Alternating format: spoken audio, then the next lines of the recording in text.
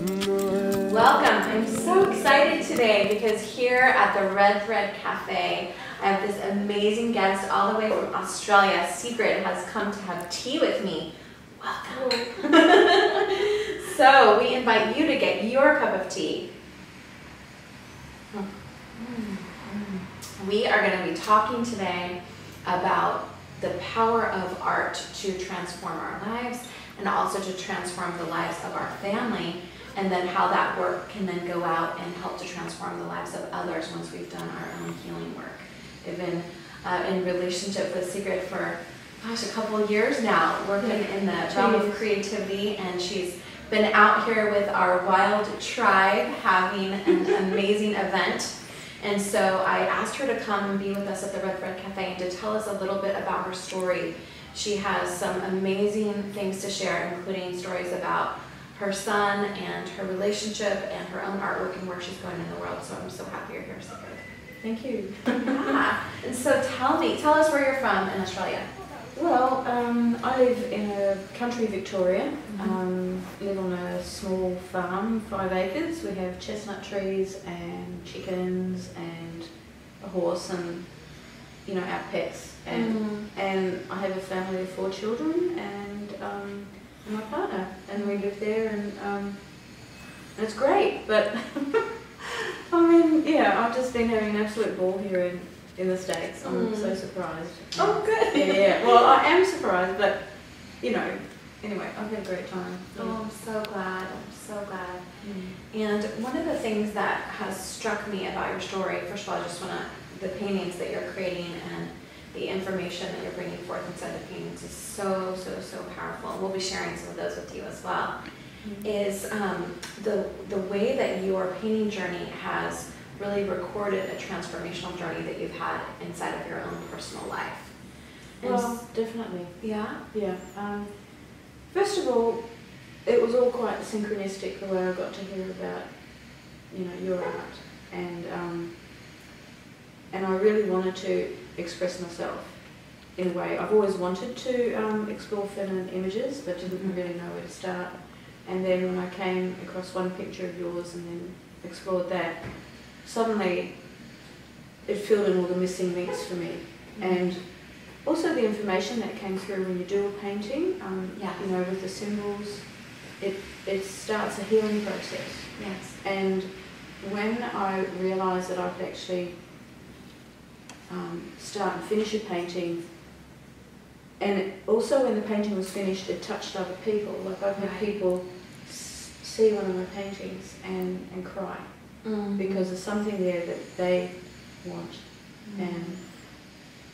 and you know, they're realising something, and that's what happened to me. So I started filling up the house with my paintings, and you know, and my family could see a real change in how I was, because although like I had a lot of interests and I'm interested in a lot of things, but there's many times when I would have very frozen moments of not knowing how to go forward or how to change things in my family, in the dynamics of my family life. Yeah. So, and that is touching upon what I'm actually talking about is domestic violence, and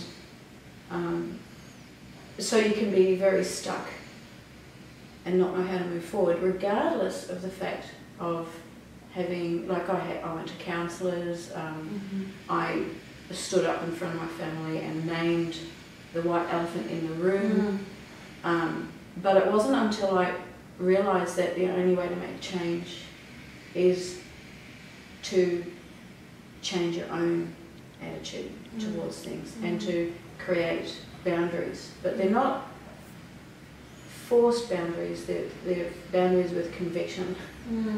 So that's what started happening when I was doing the paintings, and but my progress started before that, but it wasn't until I realised that I had something that was really for me.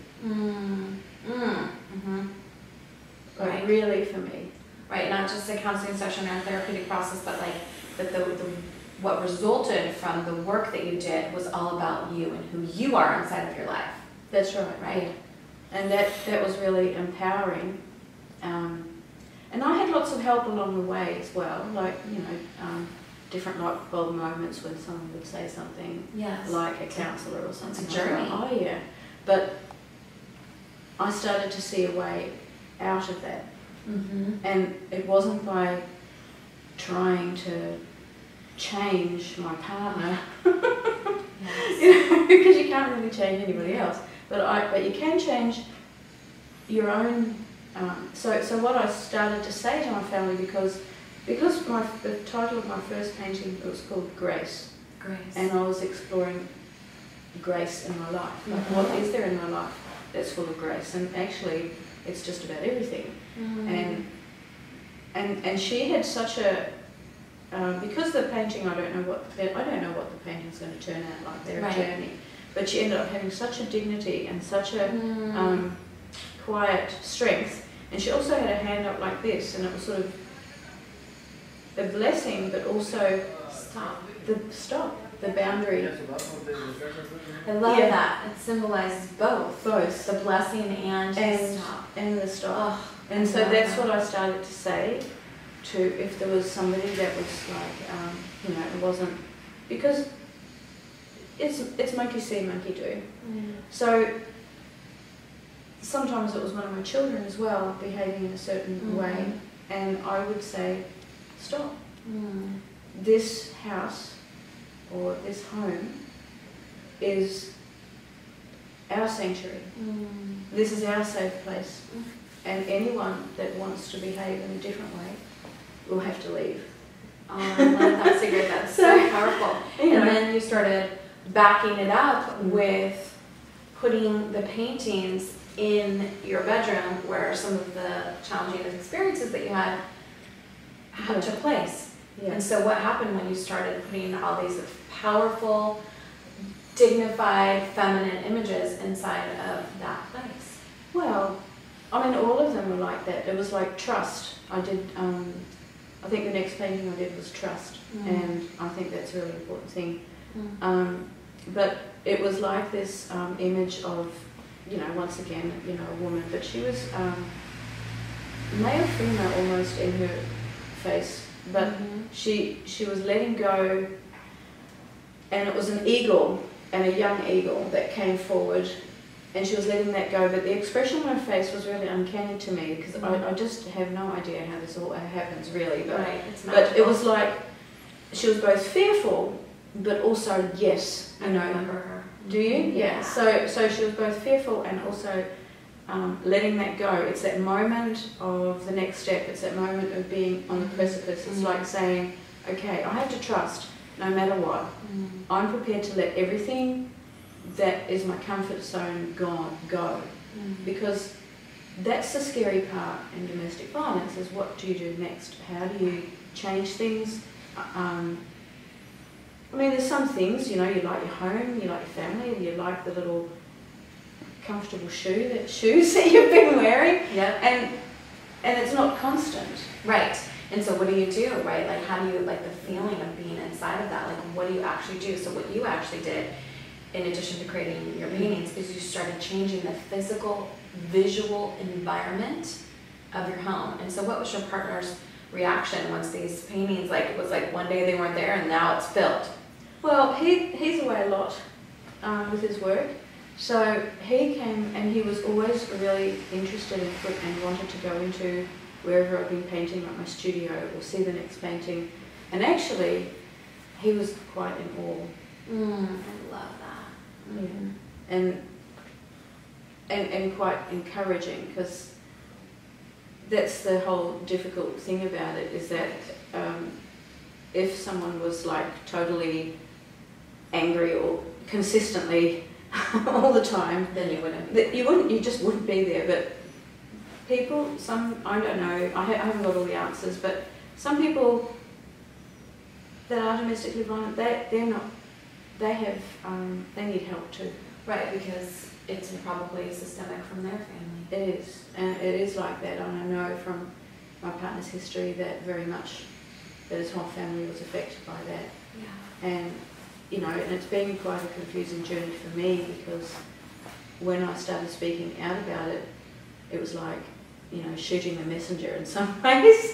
So I sort of got it from all sides, but I was very, I know the difference between what feels right and what doesn't, and I just had to stick with that conviction, and it is sort of very crazy making, but I'm lucky or fortunate that I had support, and that I came across this, because it was like, if I hadn't found this creative expression, and it's also then translated to a verbal, stronger expression. Yeah, it's both image and word. I mean, I could have just given up. Like, people sometimes give up, and they give up on their lives. And that's not really very good for me, but it's also not really very good for my family. It's not good for my children to go, oh, well, you know, this is just mum, you know. Yeah, exactly. But instead, it's like, Mum. Right. What? That makes me think about that call that we had. Sigrid and I are part of the same community, and we were having this call where we have Red Thread Circle calls, and we do artwork together and across the world. And on one of the calls, I remember, I think it was like even a year and a half ago or something, Alex, one of your children, got on the call. And he first asked permission, because it's only women, and we're like, are we going to let this teenage boy talk to us on the call? And we're like, this is cool, what does Alex have to say? And he read to us this letter that I think just rocked all of our worlds. Would you be willing to read that? And I emailed Alex myself and asked him, is it okay if we share this? And he actually responded with gratitude and put XOXO. So cute. Like, if I ever mentored a young boy, I would want to be him. So would you read to us what Alex wrote? Take a sip of your tea, everyone. We're so excited that you're with us. I just feel it was power amazing, here. because I had no idea that he was writing this, because he could hear me talking to it, like he could hear everyone talking. And then he had this rough note that he wrote. But anyway, then, is it? Yeah, that's it. Yeah, that's the one. Thank you to all who helped clear the road of life for my mum. Before you came, I could see that Mum wasn't sure what way to turn. Then you all came along to help her. You cleared the fog and paved the road as best as you could. Now I see my mum with a beautiful smile while she's heading in the right direction. I thank you again 1,000,000 times more for bringing spark to her divine soul and thumping heart. Thank you for the divine feminine. And it's quite amazing. Like, it almost sounds like he didn't write it, but he did. Yeah, he really did, and he likes writing and things. But thank you for sharing that with us. Yeah. That was like just the example of like this young man seeing the change in you, and it feels like that is evidence of the cycle stopping. You know, we never know into the future what happens, but like if we think about the generations of abuse that your partner's family went through and bringing it onto you, and with him, with that kind of consciousness about it, and that fact that you have brought it up and made it aware and have made the changes yourself without even leaving the family. Like, you're doing the work inside the home, and your children are being affected. So I just really want to honor you. I've seen other pictures of your other bright and beautiful children, and it's just so amazing that what you've done is so courageous. Well, thank you. I mean, I had a lot of comments from different friends saying that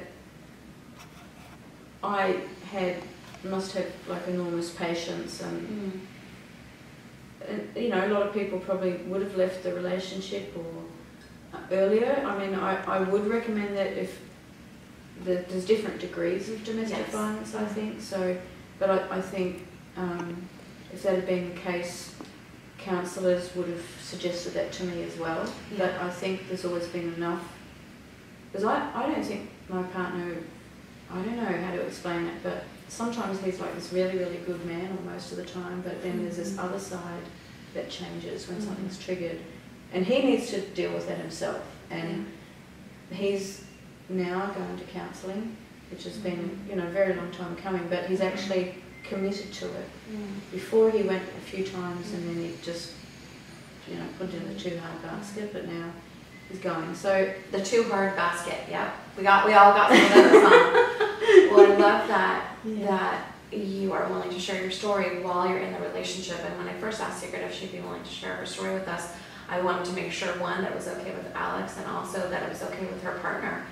But because she came out about it and what's going on, and he wants to be part of the healing cycle, that he's doing his work too. And I just think it's so brave to not dismantle the family, but to actually try to do the work within, and that there are tools that are as powerful as this to do this. As you know, I really feel like the way that women view their self-image is a huge part of how they live inside of their life in terms of shame and lack of self-love and self-worth. And when we begin to paint these images of the feminine that are empowering, we begin to change the internal image that we have of ourselves and the way that we express that in our lives and in our relationships. And it seems like you've really, like, you know, when I look at you, I actually see your paintings. I see the feathers around your hair and the flowers and everything. Like, it's as if those archetypal presences are really with you now. Well, they are. Yeah, you start living it. That's the thing. And also, I think, you know, in the old days, like even 30 or 20 or 30 or 50 years ago, domestic violence or, you know, situations in the home, they were swept under the carpet, they weren't named, there was a lot of shame. But I think it's important to speak out to whomever you feel that you could trust. And then you know, to speak out in the family was even more important, because it also gave my children a voice to say how they were feeling. And to witness you in strength.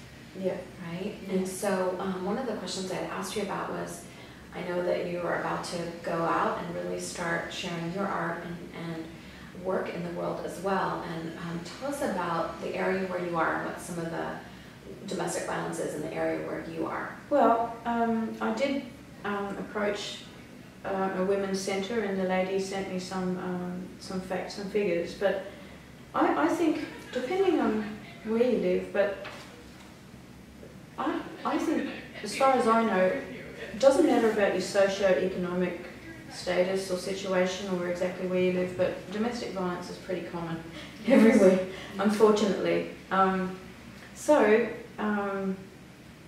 This is in the Albury-Wodonga area where I live in Australia, and a Border Mail article dated the 19th of November 2012 stated that the Albury police attended 100 domestic violence cases a month in call-outs, and it remains one of the city's biggest area of crime. Just thinking about that, actually, just recently, about a month ago, because I live in a country area, and the local police station, they actually had a meeting and invited lots of people to talk about domestic violence in that area. And we get regular little newsletters from the local area, and they will say, oh, there's not many cases of domestic violence this month.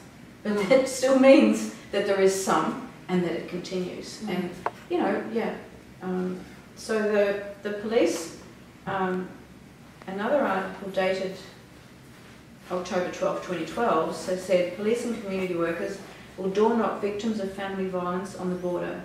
There have been reports of family violence in Wodonga for the past 4 years. In 2007 to 2008, there were 340 family violence incidents. That has risen steadily to 539 in 2011 to 2012. I think that's part of the hard part about doing the work that we do, is that violence across the world is increasing right now, and even with all of the work that we do in the world, it's to change it, it's still increasing, which is why this is so important, because it has to come from the women. Yeah, well, this is what it says. Although the rise was steep, it's also a positive sign.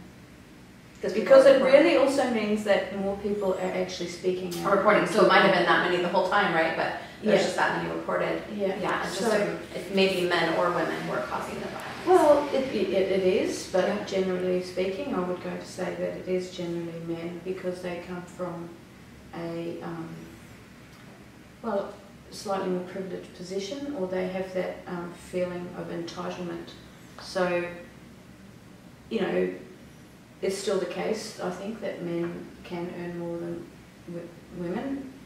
When you are pregnant, it's really hard to go out and keep, well, you can keep working, but then there's a time that you do have to look after the baby that makes you vulnerable, and on it goes. And so, these are from the Women's Center for Health and Yeah. Wellbeing. Thank you for sharing that, because it just feels important whenever, you know, I was saying to Sigrid, I want to talk about facts, and I want to talk about your story, and I also want her to read a poem to us when we close. yeah. And so I guess what I wanted to just kind of lead into for a moment is, now that how many paintings have you created?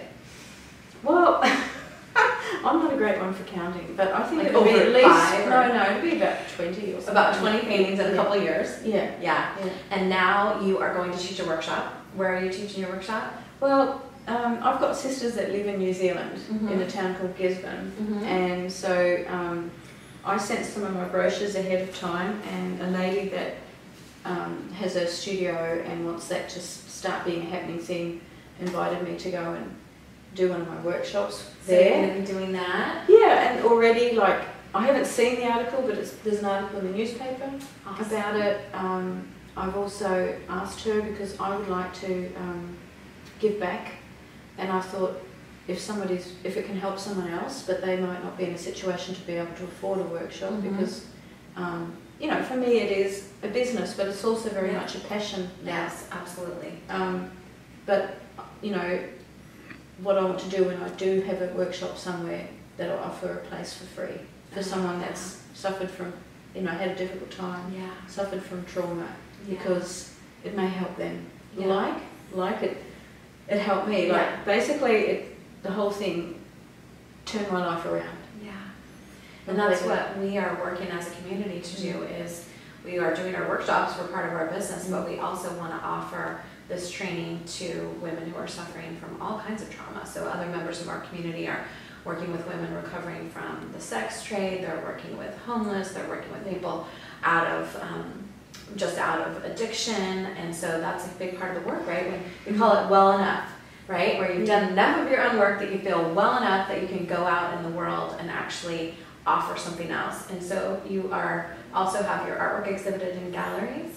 Yeah. Well, I started off, well, once I'd done about half a dozen paintings, I claimed calling myself an artist. Before it was just like, oh yeah, well, maybe, you know, but I am. Yay! And I love creativity, like I love cooking and food, but I joined an artist community, and for a little while I rented a studio in Albury, Wodonga, the place that I was just talking about, and that took me, I was in there for about a year, because I felt like I needed to be out of the home to create at the time. Yeah. And that was valuable, because I got to meet a whole lot of new people. You have to remember that I live fairly isolated, so this was sort of very new to me, that I went out into a community, and then I got validated as an artist, and I was part of exhibitions, I got feedback, you know, people helped me with some of my art as well, and it was amazing. But then the other thing that started empowering me was, I've stayed at home for over 20 years raising children, so I was a stay-at-home mum. I had part-time work sometimes, which was teaching skiing, because I lived close to a ski field, but that was only part-time work. And then because the children were sort of leaving home and doing their own thing, and I wanted to support my artwork, I got work as a chef. I'm not a trained chef, but I got work in a restaurant which subsidises everything, because it's quite hard to, you know, earn a solid living out of artwork to start with. So all these things started changing, and now I'm not part of the artist community. Well, I am, but I've moved out of the studios because I want to. The home is now ready to invite people to come and work in my studio. Amazing. It wasn't before. Yeah, but now the home is transformed. As you've transformed, the home has been transformed. Yeah. Yeah. Yeah. And so I feel that it is a safe place. Yes, I can invite other people there. Yeah. And so when I get back, I've got a few things to do, but I'm, paving an area for outside, and so exciting you're going to be passing this work on. So yeah. I'd like to close with you just saying, if women are watching right now, what would you say to women who are still, I love your situation and your story about it, because you decided to stay in it. Leaving is one option, and staying in it when you know you're not in super, super danger. It's hard to quantify that, but yeah. we all know what I'm talking about. What would you say to other women who are in a challenging situation, but they don't feel like their life is in danger, they don't want to leave, they like their house and kids and even their partner, but they want to make a change? And then if you would speak to that and then read to us your poem. Okay, well, what I'd like to say actually is that every single human being on the planet has an inner voice that speaks to you. And you can call that intuition or whatever you want to call it. And it's not necessarily resides in your mind space all the time, but it comes from the heart. And so that's what I listen to.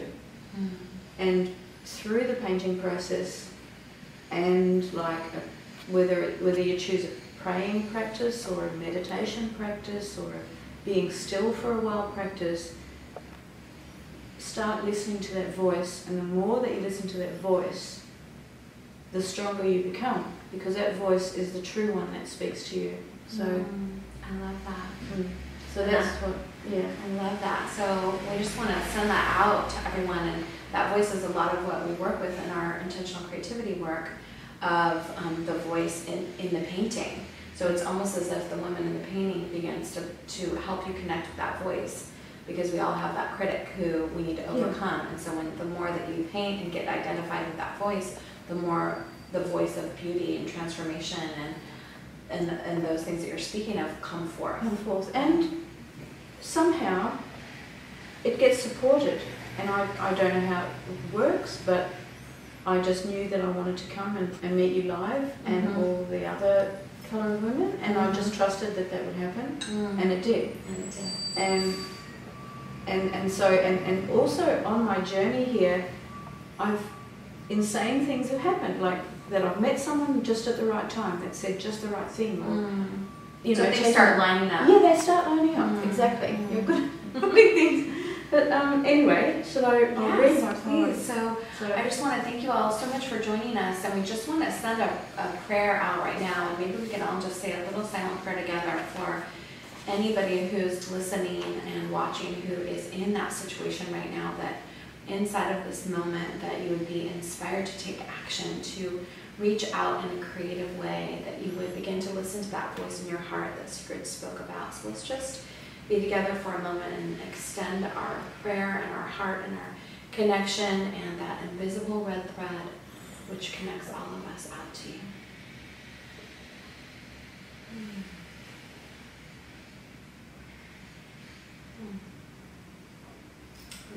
We are with you. In our work, we work with a concept called the red thread. We both have our red threads on. And the red thread is a legend in many different traditions, and the one we love is the Chinese tradition that says that those who are supposed to meet are connected by an invisible red thread since before birth. And here we are, Sigrid and I, across the world, meeting together to have Red Thread Cafe, and now Sigrid will read a little bit of her poem called My Wild Dream for the World. Wonderful. Thank you again. I'm Shiloh, Sophia here at the Red Thread Cafe. Okay. So, is it so wild to dream of a world where no one suffers from hunger, or fear that they have no shelter, or freedom to create freely from the inspiration that they feel inside? Is it so wild to dream of a world where decisions are made to work in harmony with nature's creation, and where no natural flora or fauna is destroyed in the name of progress or globalization? Is it so wild to dream of a world where a woman's contribution is honoured and fully understood, and that there is no battle between the sexes for control or power over, but only recognition and support of each individual's empowerment? Is it so wild to dream of a world where we listen to the call of the tiger who weeps in the jungle as there is no other left but him, where all the food that is grown truly feeds all of humanity and is not wasted, stored to go rotten in the name of profit? Is it so wild to dream that success is measured not by money and that rich is not about gold, but about the wealth that everyone has inside, waiting to shine in the sun of our beautiful, abundant planet, Earth, to celebrate and enjoy our existence? Is it so wild to dream that we as humans see that we all share the breath in this moment, that heaven is here on earth, to not wait for the judgment and the promised land, as this is where we are now, and it is. In my wild dreaming, there is no war, no differences, no man's inhumanity to man. We are a united tribe, honouring our ancestors, and know that we are connected to everything that exists. We are quiet in our knowledge and are caretakers of each other and our environment, and all action is taken for the greater good of all. I dream wildly. There's one consciousness. We will overcome our human condition and all be lit brightly to overcome darkness. The goddess has spoken, and there is little time left. Cry no longer.